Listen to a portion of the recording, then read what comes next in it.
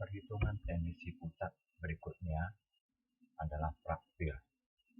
Jadi sebelumnya kita sudah bahas tentang mean, median, modus. Ya, yang berikutnya fraktil.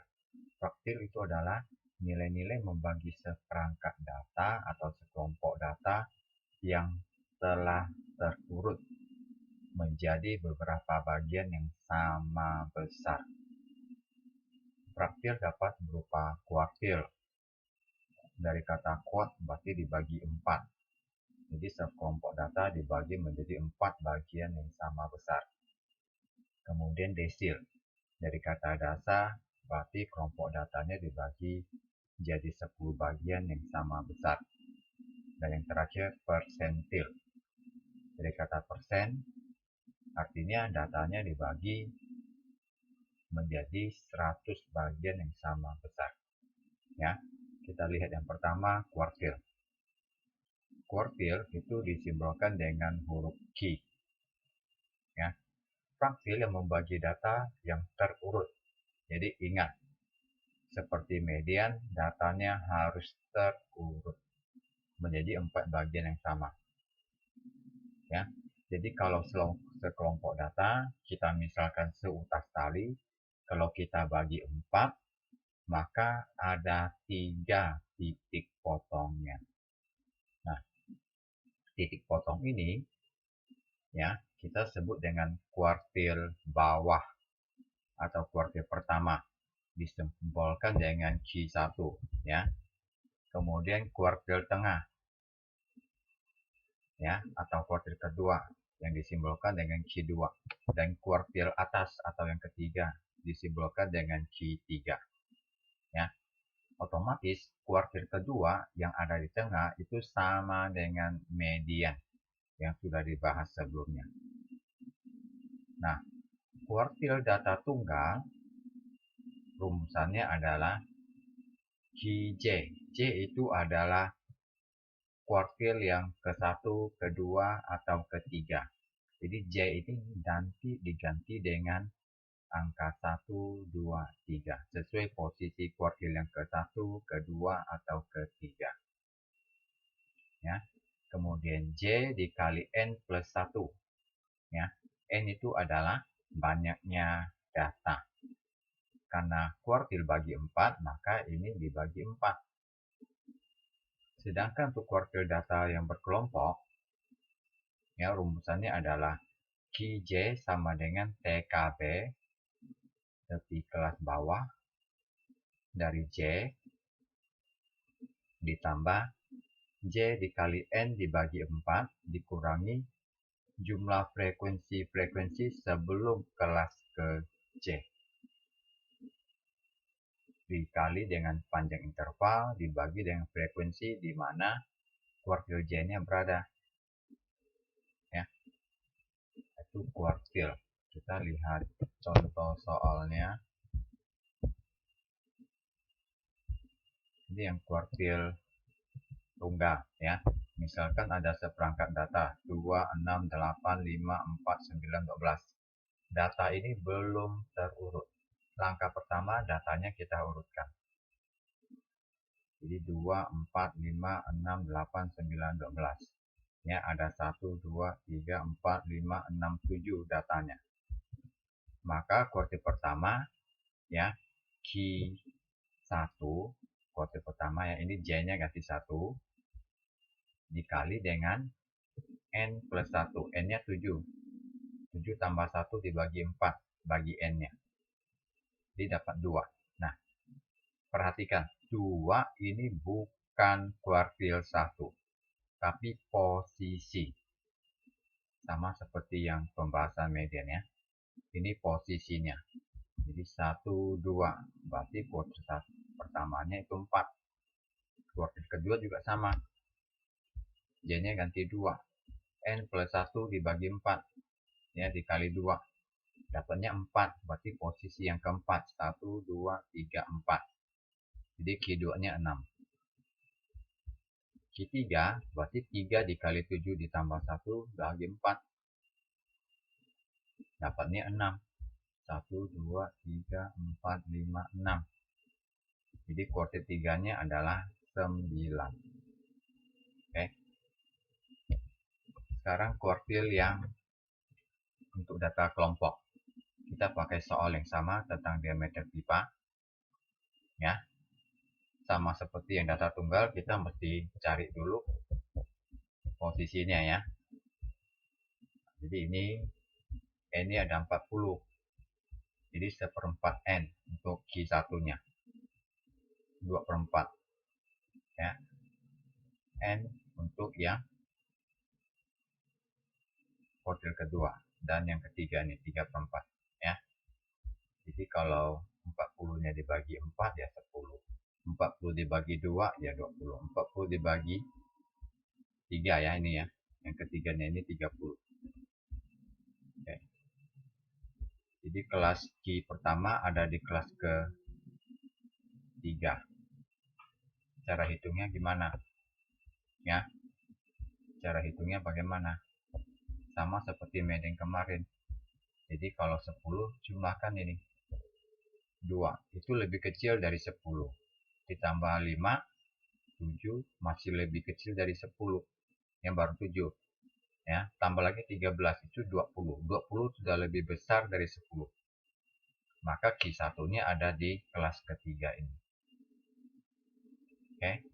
Q2 itu berarti 2/4. 2/4 dari 40 adalah 20. Tadi sampai di kelas ketiga sudah 20. Jadi sama dengan 20. Otomatis kelas ke Q2-nya juga ada di kelas ketiga. Oke. Lalu Q3. Q3 berarti 3/4 dari 40. Kalau dihitung dapatnya 30. Ya. Jadi 120 dibagi 40 ya dapatnya 30. Tadi sampai di kelas ketiga sudah 20. Tambah kelas keempat 14. 20 ditambah 14 itu adalah 34. Berarti sudah lebih besar dari 30. Maka Q3 ada di kelas keempat. Ya. Nah, kelas ketiga TKB-nya adalah 70,5 ini. 71 dikurangi 0,5. Sedangkan kelas keempat TKB-nya adalah 74 dikurangi 0,5. Dapatnya 73,5. Ya. Jumlah frekuensi sebelum kelas ketiga. Berarti 2 ditambah 5, 7. Untuk di kelas keempat, jumlah frekuensi sebelum kelas keempat. Berarti kelas pertama, kedua, ketiga dijumlahkan. Dapatnya 20. Nah, tinggal dimasukkan ke rumusnya. Ya. Itu akan didapat Q1, Q2, Q3-nya. Ya. Jadi rumusnya sebenarnya sama seperti yang median. Kemarin median dibagi 2. Ya, karena datanya dibagi 2. Sekarang dibagi 4, maka dibagi 4. Ya. Oke, kita lanjutkan. Desil. Ya. Desil dibagi 10. Kalau dibagi 10 berarti ada 9 titik potong. Jadi D1 sampai D9. Yang pas di tengah itu D5. Maka D5 itu sama dengan Q2 sama dengan median. Rumusnya sama, cuma sekarang dibagi 10. Bukan dibagi 4. Ya. Rumusnya sama.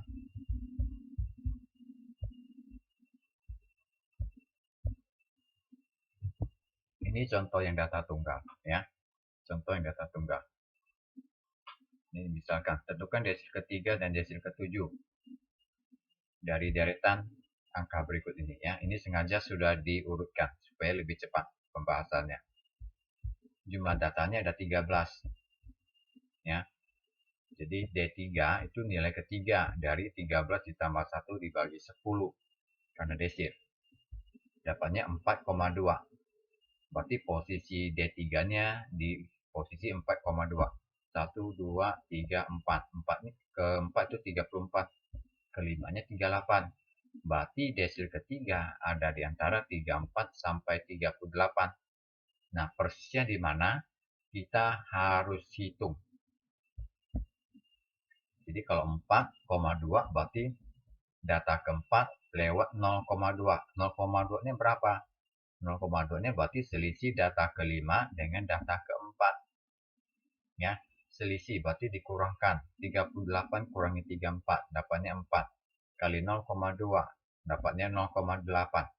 Ya, jadi data keempat lewat 0,2 itu adalah 34,8. Ya. D7 juga sama cara hitungnya. Jadi 7 dikali 13 tambah 1 dibagi 10.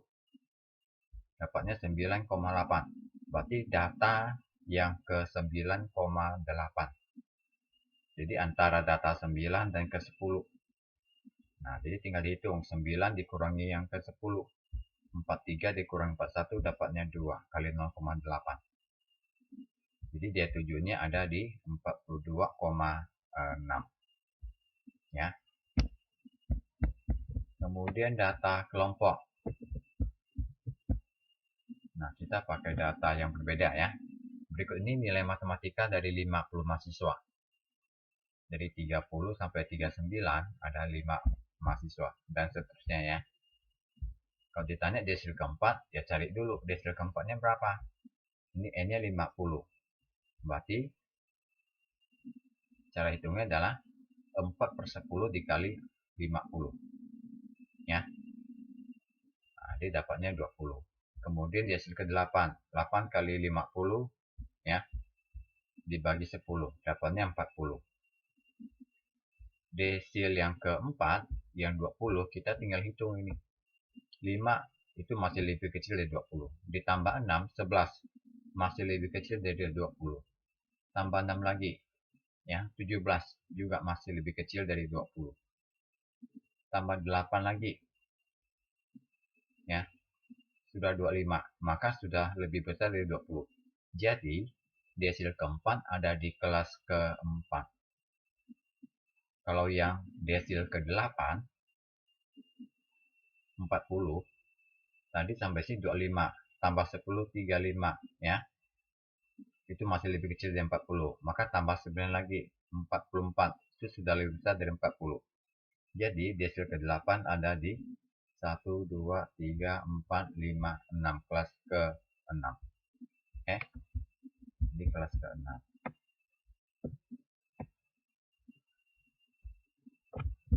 TKB kelas ke-4 itu adalah ini 60 dikurangi 0,5 ya.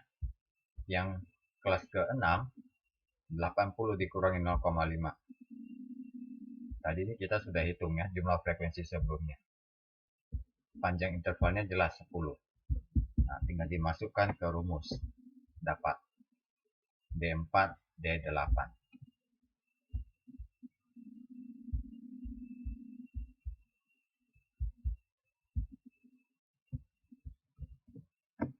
Oke, lalu yang terakhir, persentil bagi 100. Berarti ada 99 titik. P1 sampai P99.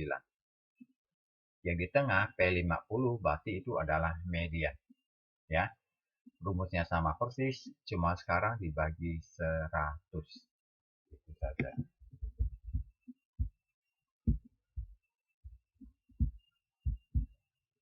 Oke. Jadi diperhatikan kalau per 100 berarti datanya harus banyak. Kalau datanya sedikit itu agak sulit dihitung ya. Jadi misalkan ini jumlah datanya ada 30 ya. Ditanya P20. Ya berarti 20 dikali 30 ditambah 1 bagi 100. Di 6,2. Jadi urutannya di data 6,2. Antara 6 dan 7. Jadi data ke-7 dikurangi data ke-6. Selisihnya dikalikan 0,2 ya. Kelebihan yang di belakang ini. Ini dapat ya. Jadi persentil ke-20-nya ini. Persentil 55 ya. Tinggal ganti angka 55 kali 30 ditambah 1 bagi 100. Selisihnya dihitung lagi ya. Seterusnya.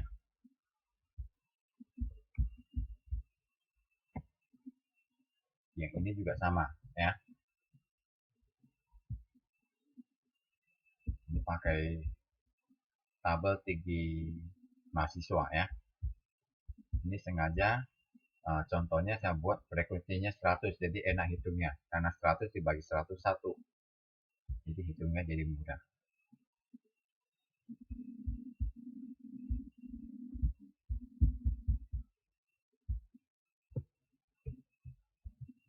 Kemudian tendensi pusat yang berikutnya ya, rata-rata kuadratnya, bahasa aslinya quadratic mean.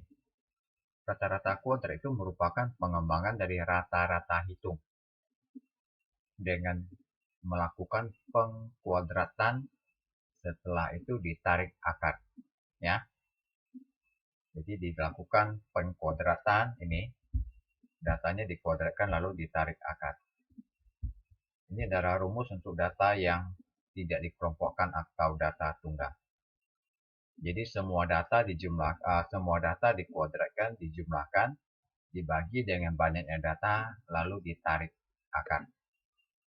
Sedangkan data kelompok, sama logikanya, tiap data itu dikuadratkan dikalikan frekuensinya, dijumlahkan, bagi dengan banyaknya data, ditarik akar.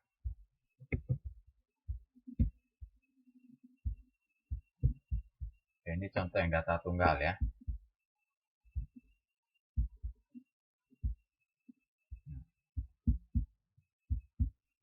Ini adalah data tunggalnya, masing-masing data per bulan. Dikuadratkan, hasil kuadratnya dibagi jumlah data, ya, jumlah data ya, ingat ya, jumlah data. Jadi bulan ke-1 sampai ke-6, jadi ada 6. Jadi jangan dibagi dengan jumlah frekuensi yang di sini ya. Ini karena dia data tunggal, ini data per periodenya. Jadi dibagi 6 bukan 76. Ya, dapat 12,71. Karena tadi pakai ribuan, kalau mau kembalikan skala kali 1000. Kemudian yang data kelompok. Nah, ini misalkan ada data tentang keuntungan dari pedagang di suatu lokasi ya. Jadi jumlah pedagangnya ada 5 pedagang yang jumlah keuntungannya antara 50.000 sampai 90.000. Ada 15 pedagang yang keuntungannya antara 100.000 sampai 140.000 dan seterusnya. Ya. Jadi ini jumlah pedagang itu merupakan frekuensi. Kemudian keuntungannya itu adalah kelasnya, masing-masing kelas. Nah, jadi kita cari titik tengahnya dulu. Jadi pokoknya titik tengah itu mesti dihitung untuk data kelompok karena itu yang dihitung. Itu yang paling penting, itu yang dioperasikan. Jadi titik tengah cari dulu. Jadi yang dikuadratkan titik tengahnya, ya. Dikuadratkan ini. Lalu dikalikan frekuensi. Jumlahkan bagi dengan frekuensi tarik akar. Itu adalah quadratic mean. Ya.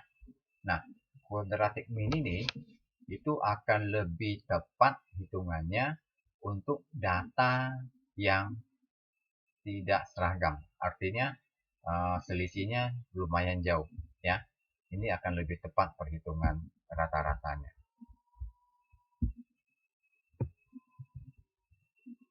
Berikutnya lagi ya, tendensi pusat berikutnya rata-rata ukur atau geometris ya.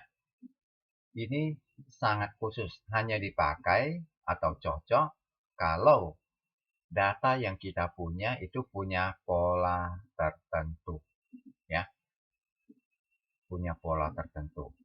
Artinya selisihnya ada aturannya, jadi tidak sembarangan. Ya. Nah, untuk data yang tidak dikelompokkan, cara hitungnya adalah dengan menarik akar perkalian datanya. Ya. Atau hitung pakai logaritma. Kalau data kelompok hanya bisa kita lakukan dengan menghitung logaritmanya. Ya, jadi log geometrinya pakai G simbolnya.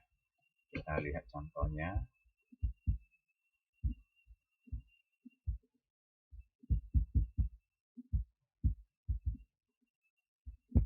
Ini ada sekelompok data. Nah, perhatikan Ini datanya 2, 4, 8, 16, 32. Jadi data ini merupakan pelipatan ya, 2 dikali 2, 4 ya, dikali 2, 8, dikali 2, 16, dikali 2, 32. Jadi ini ada polanya. Nah, sebenarnya tidak usah sama persis, misalkan ini 15 juga boleh ya. Jadi mendekati ada pola tertentu. Maka cara hitung rata-ratanya adalah geometrinya ya, geometrisnya. Datanya ada 5, berarti ditarik akar 5 dari masing-masing data dikalikan. Ini 8, ini pas kan di tengahnya 8 rata-ratanya. Ya. Atau kita hitung pakai logaritma. Nah, karena itu harus ada kalkulator ya. Jadi logaritmanya dijumlahkan dibagi banyaknya data. Setelah dapat logaritma, logaritma ini bukan rata-rata geometrisnya ya. Kita mesti cari antilognya. Antilog itu kebalikannya. Artinya apa? Artinya 10 itu dipangkatkan 0,903 berapa? Nah, ini sama jadinya 8 ya. Karena ini adalah pangkat, bukan nilainya. Maka kita mesti kembalikan. Di kalkulator cari yang tanda segitiga ke atas ini. Ya, pangkat. Itu antilognya. Ya. Oke. Ini kalau kita bandingkan dengan rata-rata hitung ya, mean. Nah, ini akan berbeda, akan selisih. Jadi untuk data yang punya pola tertentu akan lebih cocok pakai rata-rata geometris.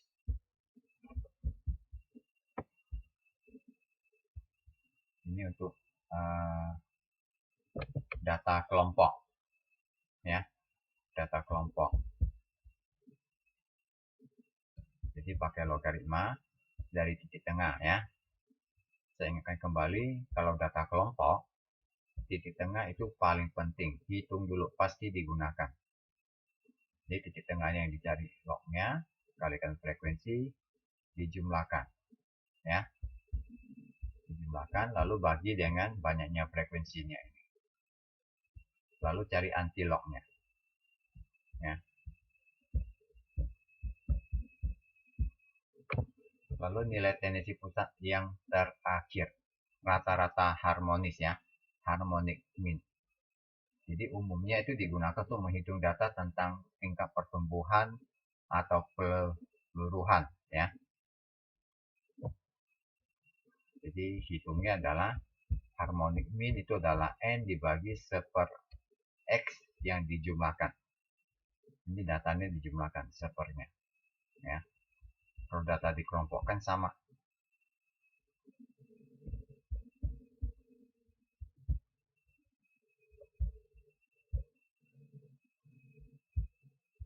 Ini ya. Ini tinggal di 1/. Jadi 1/12, 1/11, 1/14, 1/13, 1/14. Nanti jumlah datanya ini ada 6 dibagi dapat 12,58 ya. Tadi kita hitung pakai kuadrat 12,71 ya.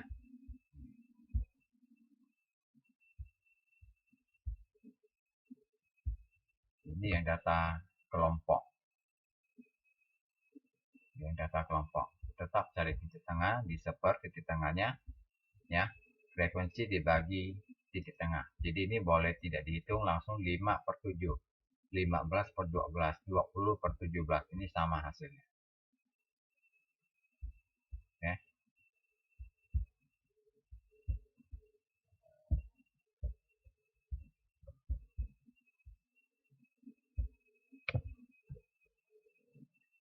Nah, sekarang kita akan melihat hubungan nilai tendensi pusat yang utama ya.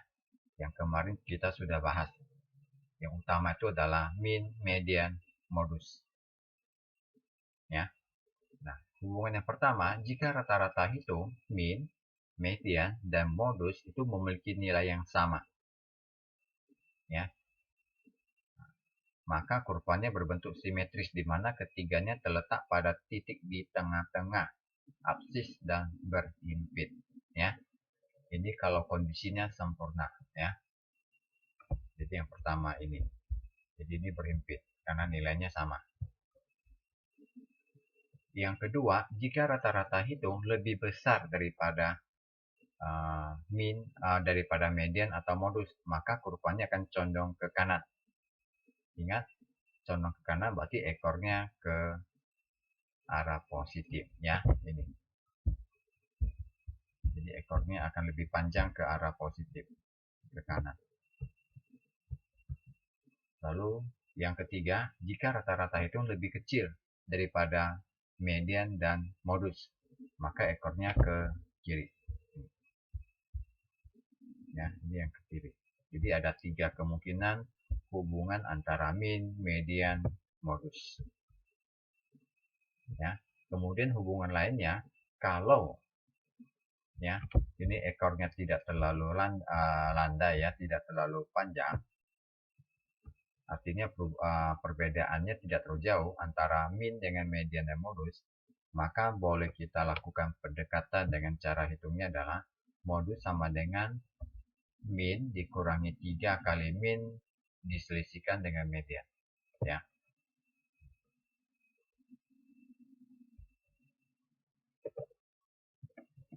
Oke, ini rumus yang mungkin sudah pernah didapat di pelajaran ekonomi ya. Ini untuk menghitung pertumbuhan atau kenaikan. Ini juga termasuk nilai tendensi pusat ya. Oke, sekian.